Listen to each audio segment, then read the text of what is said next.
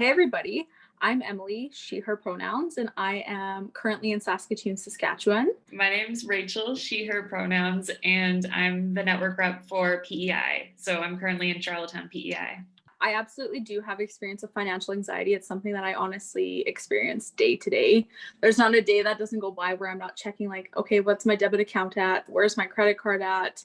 But especially within the context of COVID, and more so than ever in my experiences with, not being able to land as secure of a summer job or only having casual employment as a student now, as opposed to, part-time or full-time employment.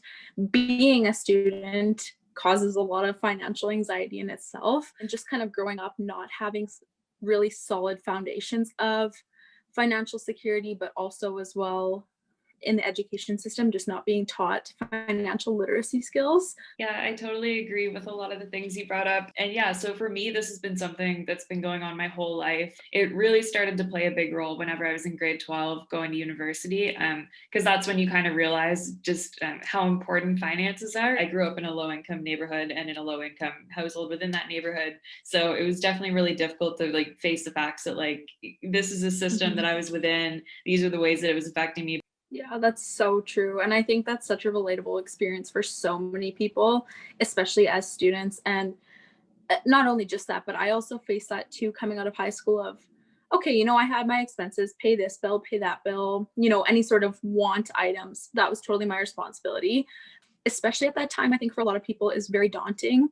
And it's in a lot of ways just scary for a lot of people, right? And yeah, I can definitely relate to that. But I definitely think that there is a political aspect to it as well. So that's your local government, provincial, territorial, federal, not only just fund the mental supports, but how do we go beneath the surface and get to the things that further cause financial anxiety, such as insecure housing or food or inequitable access to job opportunities and things like that. I think are really essential. So affordable mental health supports are absolutely important, but they're not the be all end all. I think we need to do a lot more work behind that. Thinking of here in PEI, for example, we have a pretty severe housing crisis in Charlottetown specifically. Most young people just simply can't afford to live anywhere. And I know that's a huge issue and a big thing holding people back, as well as in our province. And I know a lot of other rural areas across Canada too, specific supports for BIPOC and LGBTQ folks are just non-existent. If we can focus on making things accessible to all, there's a lot more that goes into it than just finances, because a lot of times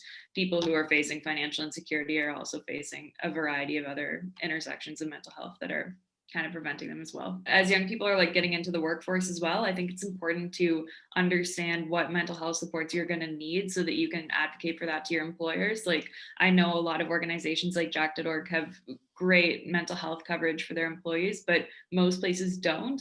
And I think like definitely that's something that I've been really working on looking into, like what is covered and what can be covered in different workplaces. I also think too, something as simple as having a conversation with someone you trust, just about like, okay, here's my financial situation. Can you maybe help me budget? Or you know what, we're roommates or we're partners.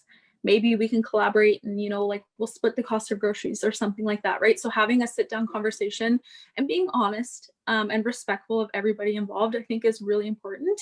Having that solid foundation or that solid guide of what, here's some tips you can follow is really useful as well. I also think too, a big piece of this, and I'll say this lots, is education. I was the first person in my family to ever go to post-secondary. So like my parents and like no one around me really could help me with my student loan application, which like no fault to them.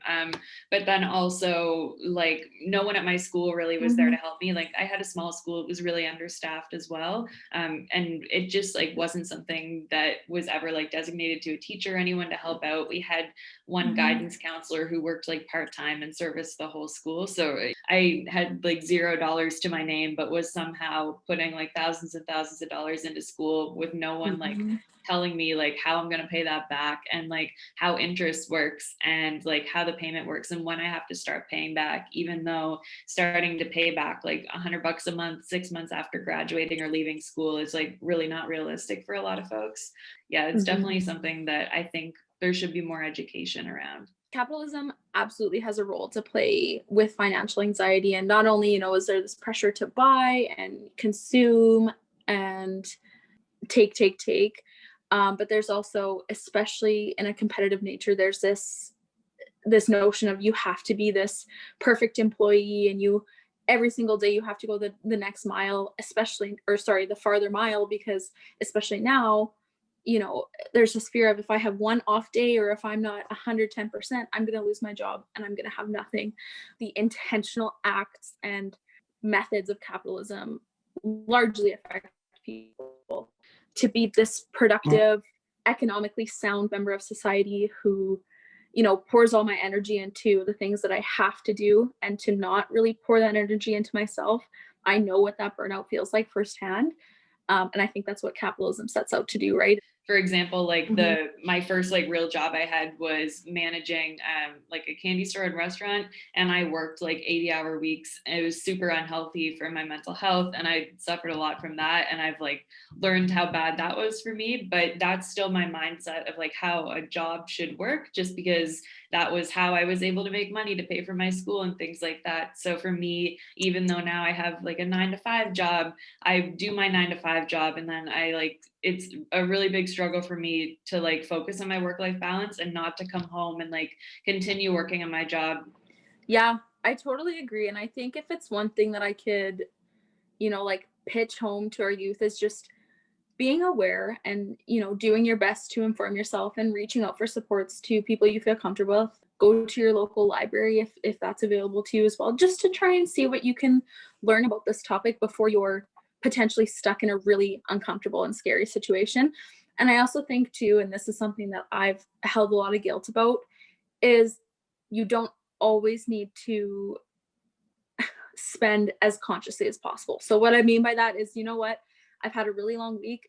I'm allowed to go to a coffee shop and grab myself a drink, and that's okay. And I think that so often we got caught up in the fact of like, oh my goodness, yes, I need to be mindful, I need to stay aware, and I need to be cautious of what I have to spend and what I need to save and things like that. But I think we also need to give ourselves a little bit of room to treat ourselves and to have a little bit of fun with our finances. COVID definitely complicates things, but I think that's also something that is really important, especially for newer workers too, right? And in this environment, particularly, do your best to just be supportive and kind to yourself, and know that it's important to stay aware, but it is also really nice to be optimistic. And, I'm not always going to be in this financial state. I have potential, I will have opportunities, and reaffirming yourself, I think, is really important and useful as well. Um, and yeah, just kind of knowing your allies and trying to figure out your supports, I think, is really helpful as well. And this is, I think, a really important topic that in mainstream conversations about mental health is just completely washed over. So thank you, especially for Bella's Talk Day, for opening up the floor to us sharing our thoughts about it. And yeah, thank you. I could really relate to a lot of what you were saying, and yeah, I hope other folks can too. It's such an important topic to chat about.